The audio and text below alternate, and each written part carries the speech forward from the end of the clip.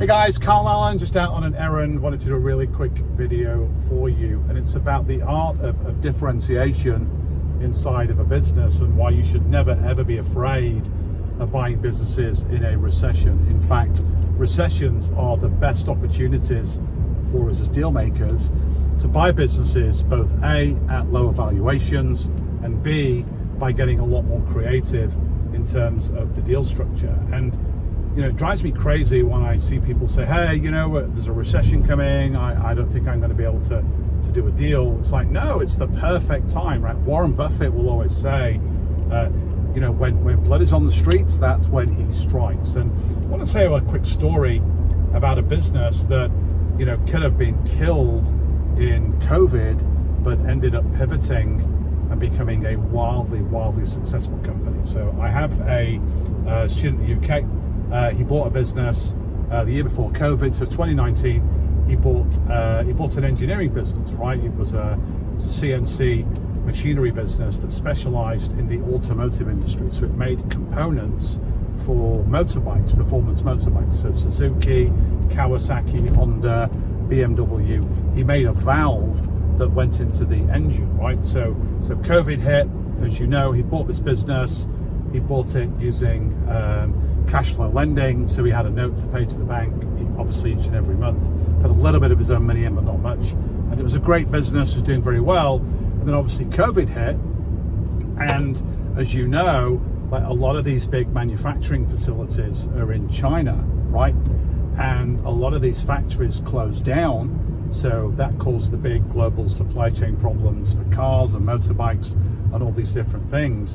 And literally within a week of COVID becoming like real and serious and shutdowns kind of happening all over the world, all of his major manufacturers have called him and said, hey, we don't need any more components for a while because we're closing our factory, we're halting our production, we'll get back to you when COVID comes back, right?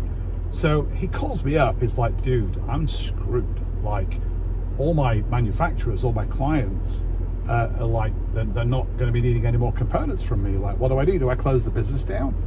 I said, no, don't be silly. Like, think about this. Like, what's the opportunity inside of this? He said, I don't know what you mean. There's no opportunity. This is disaster for me. I said, well, not really. I said, let me ask you one question, right? How quickly could you retool your factory to, instead of making components for motorbikes, make components for medical devices, mainly ventilators?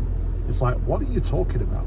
I said, just answer the question. Like, how quickly can you mobilize? He said, well, less than 24 hours, right? All I need is the order from the customer. I need the component, which will send to me electronically. I load that into my 5X CNC machinery's CAD/CAM software.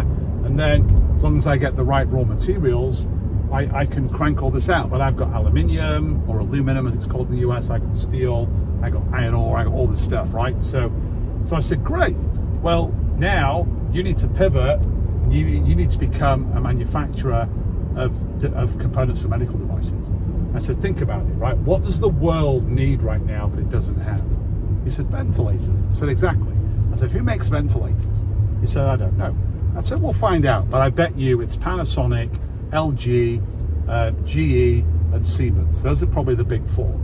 I said, and you know, the UK Prime Minister at the time had just gone on TV saying, hey, we want to buy every ventilator we can find because we're opening all these big Nightingale hospitals. They had all these beds in the hospitals for COVID patients, but they didn't have enough ventilators to kind of help them breathe, right?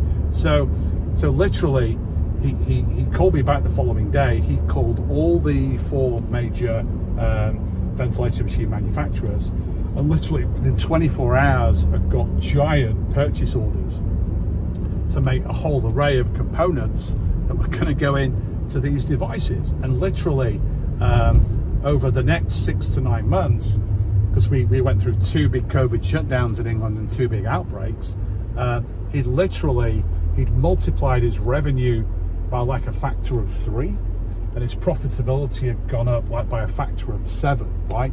So crazy. And then later in that year, all the motorcycle manufacturers came back and said, hey, like, we're ready for new components now. And he said, sorry, I'm not in that business anymore. Like, I now make medical device components. And now he's doing all sorts of things in the medical space. So that just goes to show you that recessions or COVID or adversity in the market really can be an opportunity. And it's all about you pivoting, it's about staying creative, and it's about truly differentiating yourself inside of the marketplace. His ability to get agile and lean, like all the other component manufacturers, the medical supply chain were just slammed out. They were quoting like 3-4 months for stuff. It's like, hey, I can start doing this like right now. The opportunity presented itself because some of the manufacturing companies needed that, and his motorcycle clients were not ordering the normal stuff that he would be doing. So another example is my favorite restaurant.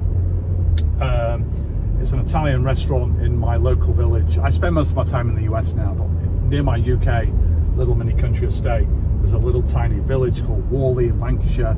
There's a great little Italian restaurant inside of there, and I used to go there once a week with my family. It was like a religious thing when I was in the UK. And literally when COVID happened in England, restaurants closed down. Like, you couldn't go into the restaurants. So I bumped into the owner one day in the village. I was out getting a prescription for my wife. That was one of the only reasons you were allowed to go out in the UK. And I said, hey, how's things? He said, well, not great, because obviously I've had to close my business down and I'm getting some government help and all these things, but I don't know what to do. I said, well, why don't you do takeout? And you might think that's a crazy thing to say, because in America, we've got Grubhub, we've got DoorDash, we've got Uber Eats. In rural England, you don't have any of that stuff, right? There's none of that stuff available, right? So I said, all your customers, right? She said, yeah, I've got all their phone numbers, I've got all their emails, we have a Facebook group. I said, great, so now just do takeout, right? So just offer takeout. And they were even allowed to sell alcohol through their license through that delivery. So she pivoted her business to go from purely being a restaurant to being takeout. And then what she found was, obviously, the margins for takeout food are much higher because you're not paying waiters and waitresses. It's not like, England's not like the US where waiting staff are on $3 an hour and then they get huge tips. UK doesn't really have a tipping culture. It does in London and the major cities. But you go out into rural areas, wait staff earn real money and there's no tipping, right? You can tip if you want, but it's not expected like it is in America. So she was able to sell the food at the same prices that she would sell in the restaurant, because people wanted their fix of her Italian food, and she was able to make crazy high margins. And her business got so busy, she had to expand the kitchen into the restaurant area because she was so busy doing all the prep and doing all this stuff. So that when COVID reopened and restaurants were allowed to open again, she was still making so much money doing takeout, she didn't go back. Because what COVID did, which is really, really interesting, is it changed a lot of consumer behavior. This is why online businesses blew up so much through COVID, because people weren't going out to stores to buy stuff, they were buying it online, but never bought before. And then that trend didn't abate, because when you change consumer behavior, it's really hard to kind of reverse it back. So a lot of our customers were saying, well, hey, we're so used to the Thursday night pizza night or the Saturday night lasagna night with the takeout, like why go to the restaurant? Like, we can have it at home with our family and relax and watch a movie and do all this stuff. So a lot of our customers didn't come back as a restaurant, they wanted to carry on doing the takeout. So she just followed the demand of the market. And one of the really cool things that she did is one of her only issues when I convinced her to do a takeout service, she said, well, yeah, that's great, but like, who's going to deliver this stuff? Surely most of my customers aren't going to want to come in to the restaurant or into the village, because people were afraid to go out of their homes, right? So how do I get the food to to the customers? I said, give me 2 minutes. So literally, I went outside, I went next door, and next door to the restaurant was a taxi service, right? Really famous taxi service in the UK. So I went to see the owner. He was sat behind his computer, like, miserable. I said, like, hey, Joel, how's business? It's like terrible. Like, no one's going out. No one's like, you needing cabs, needing taxis. Like, I don't know what to do. My business is about to die. I said, hey, right now, you're now a food delivery company. He's like, what are you talking about? I said, go talk next door. He's about to pivot 100% to takeout delivery. I said, all you need to do is handle all the service, right? You know, charge him. You know, if you're taking 20 pizzas out on one run, go buy some of those big heat-proof bags that keep the heat in. You know, charge him, you know, a couple of pounds a delivery. You'll make a whole bunch of money. So they did. So they JV'd, created a massive business out of it in COVID, differentiated themselves, followed the trends of the market. That's what you got to do as deal makers. And then the taxi company obviously went back to doing taxis, but with people.